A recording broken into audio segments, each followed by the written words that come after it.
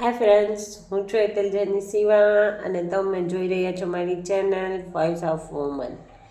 સુંદરતાના માપદંડ કોઈ હોતા નથી. હંમેશા સંઘર્ષ કરતી સ્ત્રી જ સુંદર લાગતી હોય છે.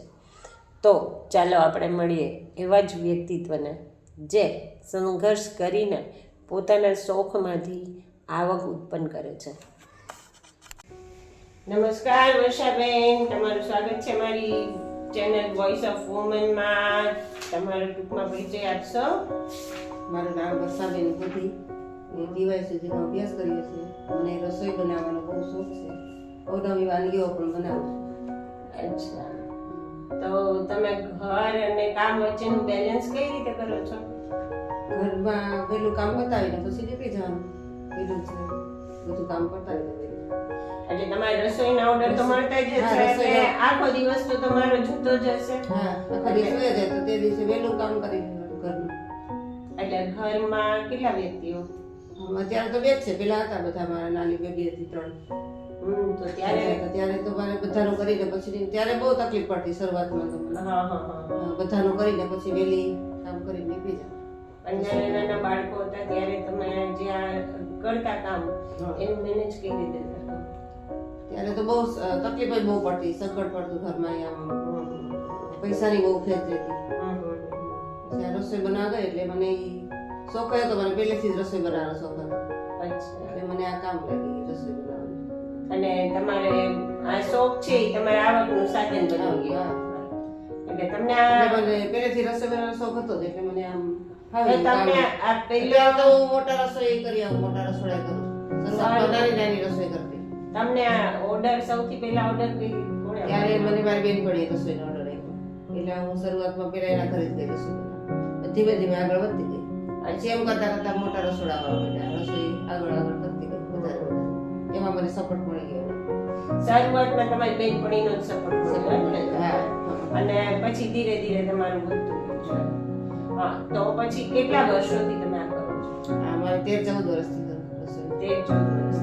એમાં કેટલો બધો સંઘર્ષ તો આવ્યો જ હશે. હા. નાના નાના બાળકો, ઘરની જવાબદારી, સાસુ સસરા, બધા કરીને પછી તકલીફ પડતી ઘરમાં થોડી.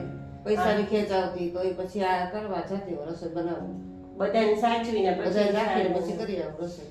તો તમે આજની આ સ્ત્રીઓને શું કહેશો? એટલે કોઈ પણ ઘરમાં તકલીફ હોય, સંકટ કઈ આવે તો નાસીપાસ ન થવું. ગમે કઈ પ્રવૃત્તિ કરતા રહી. રસોઈ કરીએ, પાર્લરનું કરે, બ્યુટી પાર્લરનું કરે, વાંચવાનું પ્રવૃત્તિ નવી નવી કરે.